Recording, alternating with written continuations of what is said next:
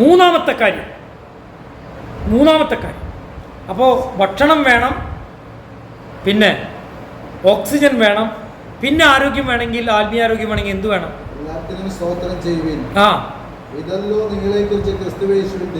അത് ഓക്കെ. അത് ഞാനിപ്പോൾ പറയുന്നത് ആത്മീയ ആരോഗ്യത്തെക്കുറിച്ചാണ് ഞാൻ പറയണത്. ആത്മീയ ആരോഗ്യത്തിന് ഒന്നാമത് വേണ്ടത് ദൈവത്തിൻ്റെ വചനം, രണ്ടാമത് വേണ്ടത് ഓക്സിജൻ, പ്രാർത്ഥന, മൂന്നാമത് വേണ്ടത് എന്താണെന്ന് ഞാൻ ചോദിച്ചത്. ഭക്ഷണവും കഴിച്ചു, ഓക്സിജനും കഴിച്ചു, പിന്നെ ഒരു മനുഷ്യനും വേണ്ടെന്നാ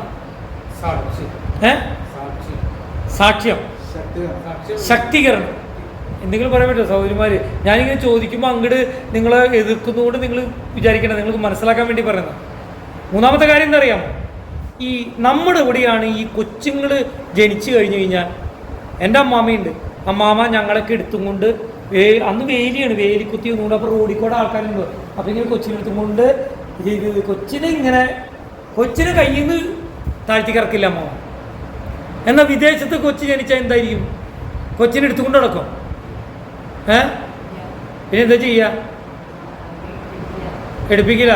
കൊച്ചിനെ നിലത്ത് കിടത്തിയിട്ട് മുകളിൽ കുറേ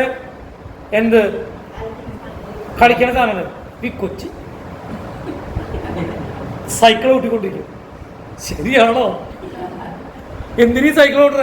എടുത്തു കഴിഞ്ഞാൽ കൊച്ചു അങ്ങനെ ഇരിക്കും. പിന്നെ കൊച്ചിന് കാറ് ബസ് കാറിന് മാത്രമേ ആഗ്രഹമുള്ളൂ. രാത്രി ഇവിടെ കിടന്നുകൊണ്ട് മുകളിൽ നോക്കുമ്പോൾ ഇത് തന്നെ പരിപാടി. എക്സസൈസ് ചെയ്യണം. ഹല്ലേലൂയ. ഭക്ഷണം ഇത് മാത്രം പോരാ, എക്സസൈസ് ചെയ്യണം. കൊച്ചു വളരണമെങ്കിൽ, വേണ്ട വിധത്തിൽ നടക്കണമെങ്കിൽ ഒക്കെ ചെയ്യണം. ഇത് കൊച്ചിൻ്റെ കാര്യമാണ് പറഞ്ഞേ, വലിയ ആൾക്കാരോ ചെയ്യണ്ടേ? എന്താണ് എക്സസൈസ്? നമുക്കൊന്ന് വായിക്കാം. യാക്കോബിൻ ലേഖനം 1:22 വാക്യം. യാക്കോബിൻ ലേഖനം 1:22 വാക്യം വായിച്ചേ, പെട്ടെന്നായിക്കോ.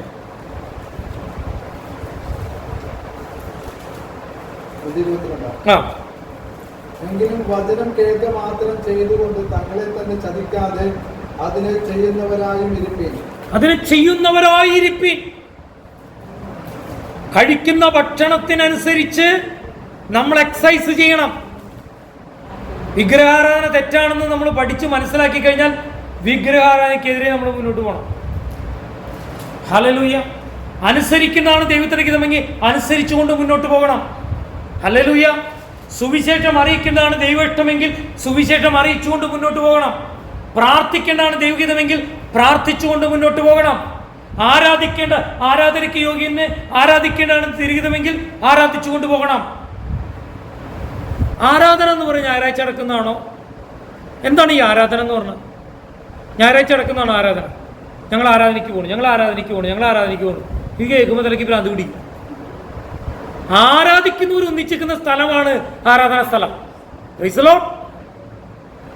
ചിലർ ഇവിടെ വന്നിട്ടാണ് പാട്ടുപുസ്തകം നോക്കുന്നത്, ചിലർ ഇവിടെ വന്നിട്ടാണ് കാര്യങ്ങൾ നോക്കണത്.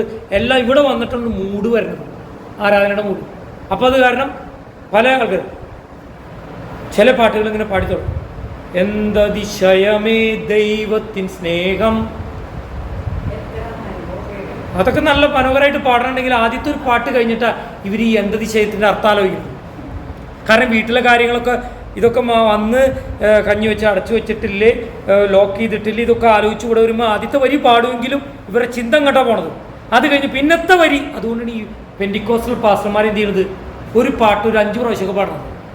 ഒരു വട്ടം പാടി കഴിയുമ്പോൾ രണ്ടാമത്തെ വട്ടം പാടുമ്പോഴാണ് ഇതിൻ്റെ അർത്ഥം ആൾക്കാർ ആലോചിക്കുക. മൂന്നാമത്തെ വട്ടം പാടുമ്പോഴാണ് കുറച്ചും കൂടി അർത്ഥം ആലോചിക്കുന്നത്. നാലാമത്തെ വട്ടം ആത്മാവിൽ ആരാധിക്കാൻ തോന്നുന്നത്. പറഞ്ഞു മനസ്സിലായി?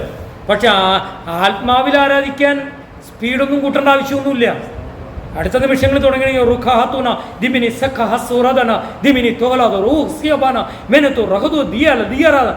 നമുക്ക് പാട്ടിന്റെ സ്പീഡൊന്നും കൂട്ടേണ്ട ആവശ്യമില്ല. അന്യഭാഷയുടെ കൃപാവരം ലഭിച്ചവർക്ക് ഏത് നിമിഷം പൗലോസ് പറയുന്ന പോലെ ഞാൻ ആത്മാവിലും ആരാധിക്കും, ഞാൻ ബുദ്ധിയിലും ആരാധിക്കും. Praise the Lord. ഹല്ലേലൂയ. കാരണം ദൈവത്തോട് ഒത്തിരി ചോദിച്ചിട്ടുണ്ട്, എങ്ങനെയാ വേണ്ടത്, എന്താ വേണ്ടത്. കാരണം ദൈവവചന പ്രകാരം ഏത് കാര്യങ്ങളും പറഞ്ഞാൽ ഞാൻ അതനുസരിച്ച് ജീവിക്കാൻ തയ്യാറാണ്. സ്തോത്രം. ഹല്ലേലൂയ. അപ്പം ഞാൻ പറഞ്ഞു വന്നത് അതായത് നാം ഈ ദൈവത്തിൻ്റെ വചനപ്രകാരം എന്ത് ചെയ്യണം? നാം ജീവിക്കാൻ തയ്യാറാവണം, പ്രാർത്ഥിക്കാൻ തയ്യാറാവണം, ആരാധിക്കാൻ തയ്യാറാവണം. ഈ ആരാധന എന്ന് പറഞ്ഞാൽ നമ്മുടെ വീട്ടിൽ ആരംഭിക്കണം. വ്യക്തിപരമായി പ്രാർത്ഥിക്കുന്നവനെ സഭയായി നന്നായി പ്രാർത്ഥിക്കാൻ പറ്റുള്ളൂ. ഹല്ലേലൂയ.